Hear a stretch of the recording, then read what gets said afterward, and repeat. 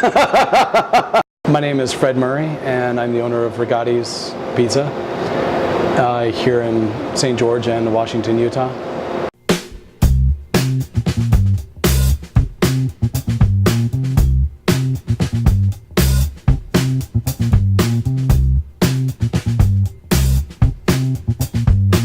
The way that Riggatti's got started is I started with a 1940s Ford truck bed trailer that I bought for 50 bucks. And I took it and rhino lined it and refurbished it and painted it cherry red. And I was working with a partner at the time, and we just worked really hard to make this neat little trailer. Admittedly, our first pizzas were really bad. They were pretty terrible, actually. They didn't taste very good. I had a baker that would sheet out a bunch of rounds for us, and I used like ragu sauce, and we cooked the pizzas between 900 and 1200 degrees, and so they cooked in about 30 to 50 seconds. And we sold a lot of pizza. Really surprised because they just didn't taste very good. And then over the years, just kept developing and kept perfecting the craft. Reams grocery store asked if I wanted to bring my oven into Reams grocery store, and I said great. And at that time we were no longer partnered. We'd actually sold our other that trailer. We'd actually sold that trailer, and so I was free to team up with Reams. So went into Reams grocery store, and that's when Riggatti's actually officially started. And at that point is when I really got really serious about perfecting the craft. We started studying a lot about Neapolitan style pizza, started really working and really trying to put a lot of effort and really try to perfect the crust itself. I want to make sure we had a great foundation to build off of, because everyone can get, the best pepperoni, and everyone can get the best mozzarella. And but really, where your product shines with pizzas is your crust and your sauces, because you make those. They're your own. We started the first location down here in St. George, and didn't really do any marketing. The only thing we did was really just social media, and it took off. Did really well. I was really surprised. And that's what allowed us to open this second location here in Washington. Our main complaint over at the St. George location was that we didn't have enough seating. And so if a group of like 25 people would come in or whatever, then we wouldn't have enough seats, because only seats about 10 or 12 people. So that's why we opened this location here in Washington, so that way we could accommodate larger groups. And so now we have pretty close to 90 seats here at this location and 3 ovens, and so we can accommodate larger groups. I think the main things that differentiate us, first, our ovens. They're wood fired, and we cook the pizzas between 700 and 800 degrees, and so they cook in about 1:40 to 2 minutes or so. And the other thing that differentiates us is that we make our own dough, we make our own sauces. It's very artisan. Not every pizza is exactly the same. It's not a factory cookie cutter kind of industrial situation. My first business plan for Riggatti's was maybe 10 or 20 pages long. My second one for this location was near 500 pages long, because I wanted to know the details. Also knowing everything that goes on in the background, knowing all of the cost of goods by detail, knowing down to the ounce what everything is and how much you're actually spending, knowing the details gives me a lot of sleep at night. I mean, if I didn't have those details, I don't think I'd be able to sleep at night. Second thing is overcome fear of failure. Don't worry about it. I mean, don't be an idiot. You have. That's where the details come in. I think that when the more details that you get, the more information that you can get on your dream to accomplish it and plan it out, the less fear you're going to have. So first, get into the details. Second, stop being fearful, and overcome that. Don't worry about failure. Failure, I have learned, is just It's just another learning tool. That's it. That's it. Third thing I would say is to ask yourself the right questions. Stop asking yourself the wrong questions. For instance, don't ask yourself, why am I not accomplishing my dream? Or why is this going on? Why does this person constantly do this? Or why does this person have this problem? Or why can't I seem to overcome this?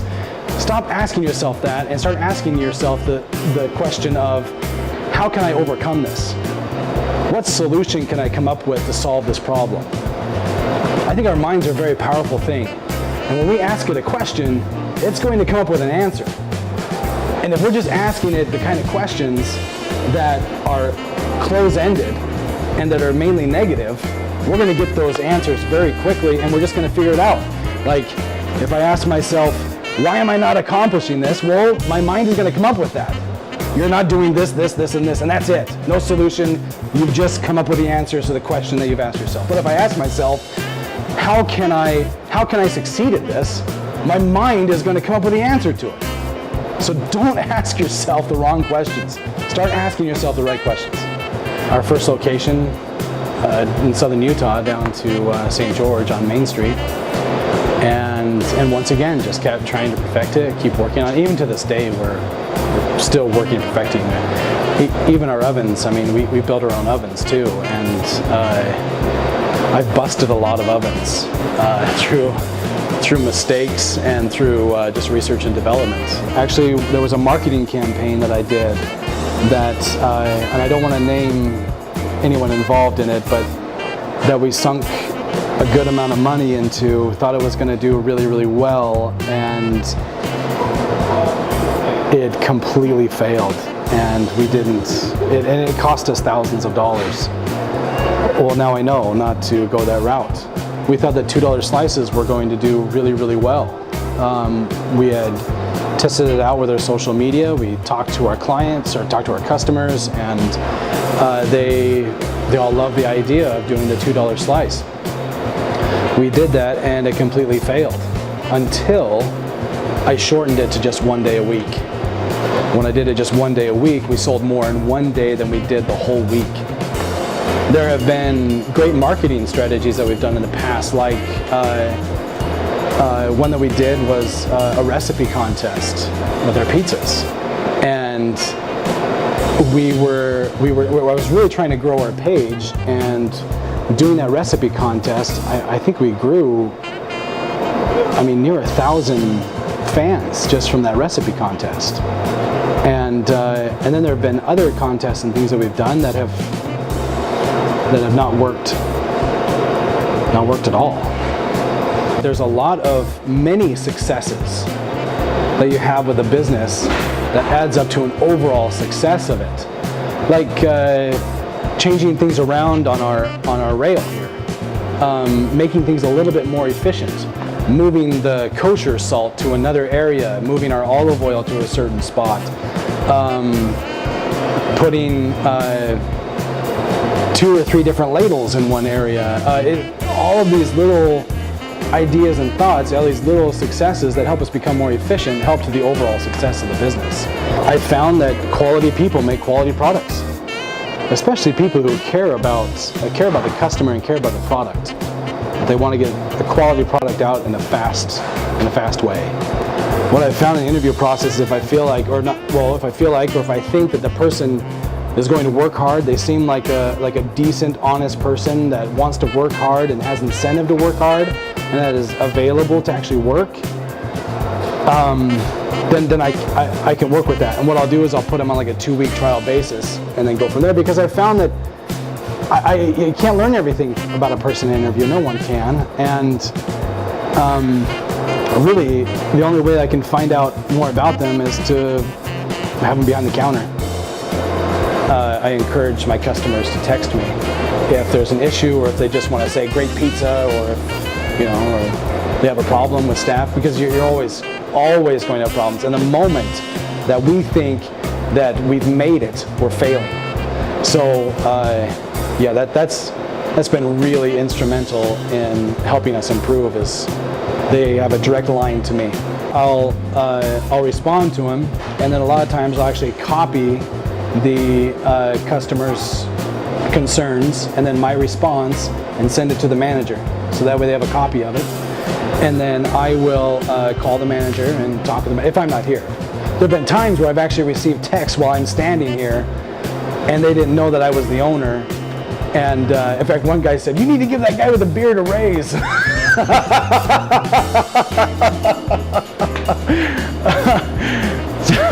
it's pretty funny when I told him, "Well, thank you very much. I'll tell myself that." Because it's artisan and we're not using really any machinery to actually pump out products or to cook them or anything like that, sometimes our speed has issues. So we really focused a lot on that and have been able to decrease the wait time significantly. Perseverance overcomes a lot of incompetence. I knew, especially working for others, I've found that really the only security that we can get in this life is the kind that we create for ourselves. And even then, it's not much.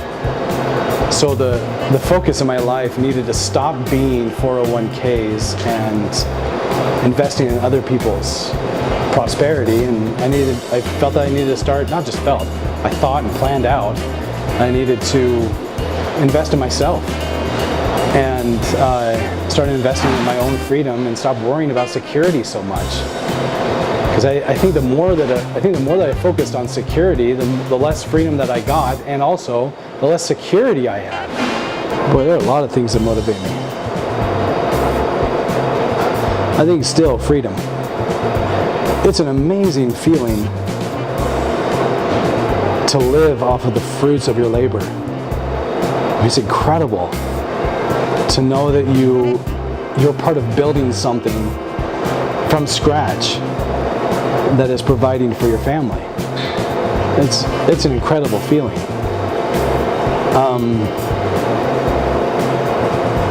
I think what motivates me now, as we're kind of moving into another phase of the business, because the part of the plan of the business was to have 2 to 3 locations owner operated, so that way we can work out the bugs as far as the marketing and the training and all the things in the back end. So that way, if we do move into a franchise kind of situation, that I'll better understand what the franchisee is going to go through, and they're going to have a more solid package to purchase and to find success faster, instead of kind of a wishy-washy, good luck.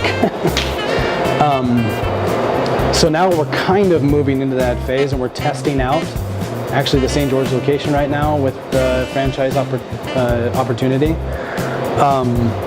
We're kind of using that as our experimental satellite.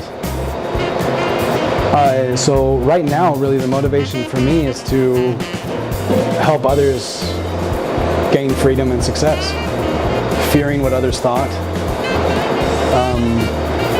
I find that kept me away from my dreams and goals, was fear of failure and what I would look like to others. I've found that really the only security that we can get in this life is the kind that we create for ourselves.